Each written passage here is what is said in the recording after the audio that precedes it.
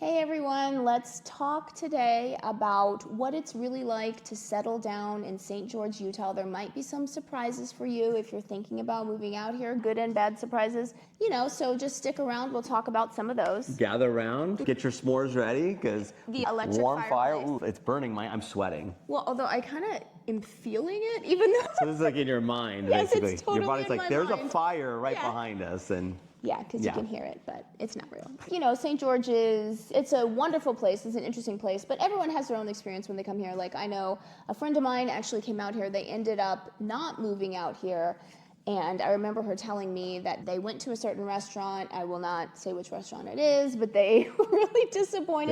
They were not impressed, and they said, we just can't live here because, the food is not that good. And St. George does have that reputation, right? Although I will say that there are a lot of places you just have to know where you're going that has... A lot? I wouldn't say a lot. Well, there's enough. There are places. There are yes. places. And we're working on that. So Yeah. stay tuned, because we are actually working on a comprehensive video to kind of hit up a lot of the nice, yummy spots. Yeah, but let's talk about first, some of the good surprises, I would think. One of them that I've actually noticed that a friend of mine actually said would happen to me. I remember when we were moving out here, he said, you're going to love the desert nights. And I didn't really understand what he was talking about. But it is true. I think you do come to appreciate just, obviously when it's starting to get warm, as the spring warms up, as it gets into summer, you do actually grow to appreciate just like you can be out at night and it is nice and warm and pleasant. You don't have to put a jacket on. Like, I've actually been surprised by how much I've appreciated that. Because the temperature range, especially in the summer, this should not be newsworthy, but at the same time, just in case you don't know, they're hot. Yeah, they're really hot, right? So there's no sugarcoating that part. But because we are in the desert, the mornings are nice.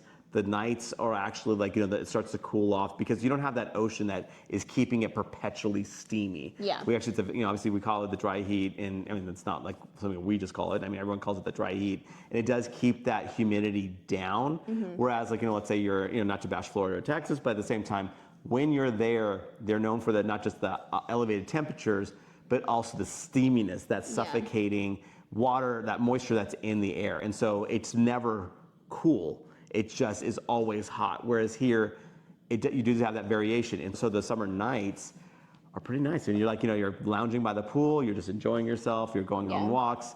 It is very pleasant. Yeah, I remember my friend telling me that when he lived in the desert, he would always get up in the summer really early in the morning, and then they would golf for 2 hours early in the morning, and then he just was telling me just how much he loved that. And I do actually appreciate that. Yeah, people just get their stuff out of the way. They do their pickleball, they do their biking, running, hiking type stuff, because there's so many trails and everything all over the place here.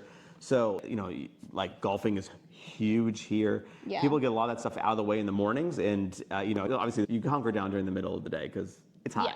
There's no get around that, but at the same time, there's a lot of activities you can work around the heat. So before we continue, let's introduce ourselves. I'm Sean Dezad. And I'm Courtney Dezad. And I'm a licensed real estate agent here in the state of Utah. And if you're watching this channel, you might be thinking, wow, Sean, I love St. George. I love the Red Rocks. I love the perpetual outdoor weather. I can't wait to move in here. Now, the problem is I'm not local. I may be out of state. I may be even out of the country, so I don't know what to do. I totally get that. That's why you reach out to us, because we work with a team that has over 40 years of experience here in the state of Utah, and specifically in southern Utah itself. So we have tons of experience. We know all the nooks and crannies to really direct you into finding that perfect home for you. So what you want to do is you want to give us a call or shoot us a text. Yes, that number is a cell phone, so you can call us or text us, or you can use WhatsApp if you're outside the country. Another unexpected perk is all of the great, stunningly beautiful state parks that are around here. Everyone knows Zion National Park. It's world famous. When you go to Zion, you see people from all over the world here, tons of different accents, because people are coming from all over the world to visit. But I think one of the things that I didn't realize is just how beautiful the state parks here are. And Snow Canyon is really close to downtown St. George, about 15 minutes away from downtown St. George. And if you remember the first time we went there, they call it the place that time forgot. I do think that's a great way to describe it. It looks like an impressionist painting. It doesn't look real. Truly, the first time I saw it, I was going, that looks again, it doesn't look like a realistic painting. It looks like an impressionist painting. You're going, this is not real. And then you get closer. And you're going, this still doesn't look real. And I'm getting closer to this. Then you're getting closer, and you're like, this is still not real. And then I'm literally face to face with the rocks. I'm going, this is crazy that it looks like it's been painted.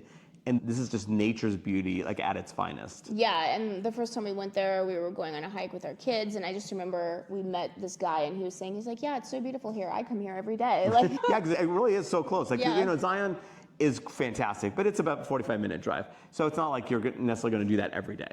With Snow Canyon, like, you can really go there every day. It's a very short trek. I mean, it's just amazing. I would actually say that that's almost like a tangent to when you talk about 15 minutes. This is the ongoing joke about St. George, is that everything is 15 minutes away. Like, as far as the more or less the greater St. George area, everything is about 15 minutes away. You get really spoiled and used to very close proximity to get to anywhere from one side of town to the other side of town. Yeah, I mean, Sean's right. Like, I remember one time I was talking to our business partner, Sue, and it is kind of funny how you get kind of spoiled with the 15 minutes because I was asking her, I'm like, oh, hey, we're at this restaurant. Do you want to come, eat lunch with us? And she was like, I'm at the other side of town, so no. Yeah, you get really spoiled. Again, where we're from, like 15 minutes is nothing. And here, everything is 15 minutes away. Yeah. Now let's talk about some of the unexpected challenges. And I would say, some of it does relate to St. George is a rapidly growing community. There's a lot of growth here. I view the growth overall positive. That's my perspective. Everyone has their own point of view, but there are some challenges related to it. I mean, it can get a little bit busy in spots. I mean, I wouldn't call what our traffic is as traffic. I mean, that it probably just means it's going to take you an extra 10 to 15 minutes wherever you need to go if you're at a very highly frequented area.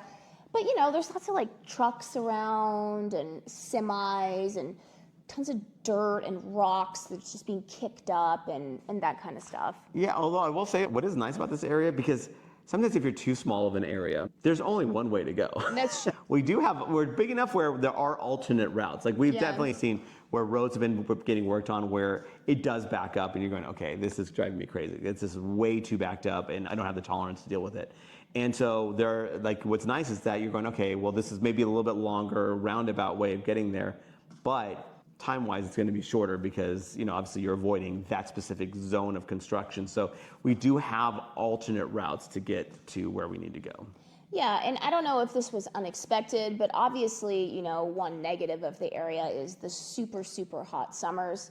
Of course, on the flip side of that, we have very mild winters, which is the main reason that people come here, right? Other than the stunning beauty around you. But, I feel like that is a negative, whether or not that's unexpected or not. I mean, that was one of those things where actually we get people reaching out that they actually want the hot, which, again, I've never wanted the hot, right? So, let's being real. Like, I do what I can to minimize exposure to said heat. Yes. And the good news is we can, obviously, like we mentioned before, you can work around it. But some people actually really relish it. Yeah. And the vast majority of the people are going, you know what? I will tolerate the heat because I don't have to deal with the frigid winters from wherever they're coming from. Yeah. Because we get a lot of people that have reached out to us from northern Utah, from Idaho, from Washington State. They're just going, I am done with the freezing cold winters. I do not want to shovel snow, and I'll do everything I can to avoid it. And so they'll take it all day, any day as far as the heat. Yeah, I remember I was talking to a friend of mine why she moved down here. They used to live in northern Utah, really close to the Idaho border, and she was just saying that it wasn't even just the cold, it was the gray skies, the constant gray skies. She just said that you could just see it in her face. She was just so depressed from that, and she just told her husband, she's like, I can't live here. We have to go. We have to move to St. George.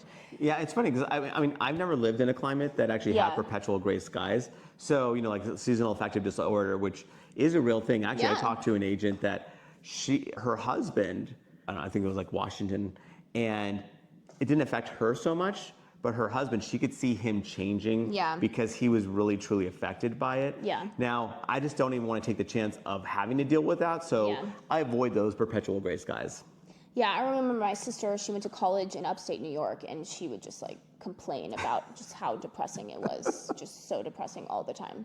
And I would say kind of the biggest unexpected challenge, or I wouldn't even say it's a challenge, but just a major annoyance is because it is a smaller area. I mean, it's a, metro population of about 200,000. So sometimes things in stores are not in stock, or sometimes, you need a certain service or you need somebody, an expert in something, to work on your house or whatever. And it is just so hard to come by. It's either not in stock or the one person in the area that can do it, he's busy 10 weeks out. So, a friend of ours, they used to own a restaurant, and I remember him telling us they ordered this special door, this beautiful bronze door, and they were supposed to deliver it in 2 weeks. It took a year. Wow. That could have been also a little bit of COVID though too. It'd been a little bit more of a supply chain. Was not surprised. No, yeah, I'm not saying this can't happen, certainly. But yeah, it is like if you're used to, again, being in a bigger area, you have, it just seems to be more consistently in stock. Yeah. And that's the thing where there's just that little level of uncertainty going, will they have that today? Yeah, I know. It You is need to call the store first. I can't tell you how many times I go to the store, and then I hear the employees talking, and they're like, oh, we haven't had a shipment of that in 6 months. Like, I hear them whispering each other. Yeah, so it's kind of an annoyance. Yeah, so if you're used to tons of different options, it's just, but at least we have these stores, whereas this is kind of like the minimum threshold of where I would feel comfortable as far as this metro population, because to me, it's like Costco's my North Star. If the area got the attributes that Costco wants to invest in by having a big box store here, then it seems like it checks off the box for me. It's kind of like I'm the Burger King to Costco's McDonald's, basically. So the ongoing thing is that McDonald's spends tons of money on research to go, where do we put this new location? Because they look at demographics, they're looking at traffic flow, all these other things, right? Yeah. So McDonald's puts a ton of resources into where we're gonna put it, because that store has to generate a good amount of revenue. So what does Burger King do? They're like, well, thank you, McDonald's, for figuring that out. We're just gonna open across the street from you and kind of like do that. Now, of course, that might have changed over years. This was like what was told to me before about what Burger King would do. I don't want Burger King to get mad at me for that. But at the same time, for me, I'm like, you know what? If there's no Costco there, I can only imagine that it's just going to have a lot of other deficiencies as far as just the creature comforts and normal day-to-day life kind of stuff. So the fact that we have one Costco and soon to be having two kind of goes, okay, we got enough going on. Now, is it perfect? No, but there's trade-offs, of course. Like obviously we don't want to be in a situation where it's so big that it loses that flavor, that charm that we already have here. Yeah, I would say that even though St. George is growing, and definitely there are growing pains just like anywhere that's growing, I would say that the community here is just so nice and welcoming, and people are just really friendly, and that's actually one of the unexpected surprises that I've had, is just like how nice people are and how welcoming. And I've been totally pleasantly surprised by that. We're in that sweet spot where we're big enough where you get that small town charm, but not so small that everyone's up in your business, where everyone knows everything about everyone else, basically. I kind of like a little bit of autonomy. So it is nice that we're a nice little sweet spot. Yeah, so just to kind of sum it up, there's a lot of people that move to St. George. If you love the outdoors, if you love that small town feeling, but you still want the modern conveniences of a mid-size market, if you want a slower pace of life, if you're from a bigger city and you want a slower pace of life, I mean, St. George, and obviously 9 months out of the year, it's got mild weather. One of the things, I think people think that St. George is similar to Phoenix in terms of weather, but Phoenix is way hotter. They get way hotter earlier. Ours is pretty much condensed a 3-month period where it's particularly hot. Yeah. Whereas like some others, like it feels like Phoenix is more like 5 months out of the year. Yeah, even here in August, it's brutally hot, but even in August, you can start feeling at night that it's starting to cool down. It's tolerable, right? You can feel, okay, now the season is changing. Sure, it's still hot, but you have the mornings, you have the evenings. July is the only terrible month here, I would say. Yeah, whereas other places, for example, I've lived in Florida. Florida is nice, like 3 months out of the year. Or like Chicago. Chicago is nice 1 month out of the year. Here, I would say it's nice 9 months out of the year. It's very pleasant. Our winters are mild. Our spring and falls are amazing. And then our summers, again, they're hot, but it's trade-offs, right? I mean, it's very hard to find something that's perpetually nice year-round. So if you're looking for just a beautiful place to live with a welcoming community, St. George could definitely be the place for you. And remember, I am a licensed real estate agent here in the state of Utah. So as much as we love making these videos, what we love more is to help with your real estate needs. So whether you're looking to buy or sell a home, what you want to do is you want to give us a call or shoot us a text. Yes, that number is a cell phone, so you can call us or text us, or you can use WhatsApp if you're outside the country.